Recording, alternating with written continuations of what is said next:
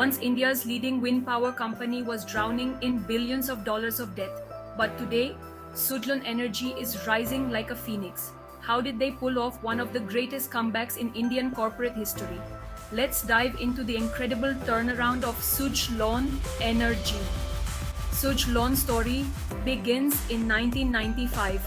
Back then, wind energy was a niche sector in India.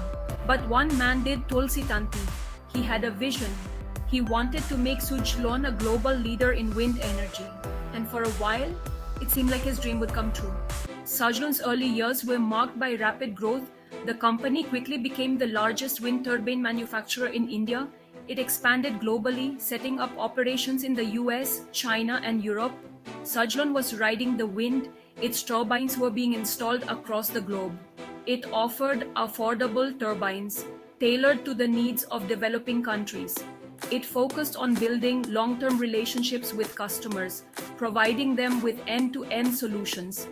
This customer-centric approach paid off. Suzlon was winning contracts and accolades. It seemed unstoppable. But then, the wind changed. The 2008 financial crisis hit the world economy hard. Demand for wind energy plummeted. Suzlon, which had taken on huge debts to fuel its expansion, was caught off guard. Its stock price crashed. Investors lost confidence. The company was in deep trouble. To make matters worse, Suzlon made a series of missteps. It acquired a German company, Repower, at the peak of the market. The integration process was poorly managed. The acquisition, meant to strengthen Suzlon, ended up weakening it. Meanwhile, competition intensified. Chinese companies, backed by government subsidies, entered the market. They offered even cheaper turbines, putting further pressure on Suzlon's margins. Suzlon's fight to survive. By 2012, Suzlon was on the verge of bankruptcy. It had a mountain of debt. Its market share was shrinking. Many thought it was the end for the wind energy giant.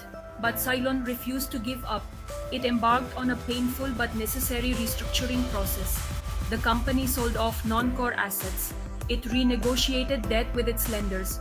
It focused on improving operational efficiency and reducing costs. It also made a strategic decision to focus on its core strength: wind turbine technology. Suzlon invested heavily in research and development, coming up with more efficient and reliable turbines. Slowly but surely, Suzlon started to turn things around. Suzlon's second wind. Today, Suzlon is back in the black. It's profitable again. It has significantly reduced its debt burden. And it's once again winning orders. The company is focusing on emerging markets where the demand for renewable energy is growing rapidly. It's also betting big on the Indian market, which is poised to become a global leader in wind energy. Suzlon's story is a testament to the power of resilience. But one man did, Tulsi Tanti. He had a vision. Suzlon's journey is an inspiration to all those who dare to dream big. If you enjoyed this video, please like, share, and subscribe to our channel.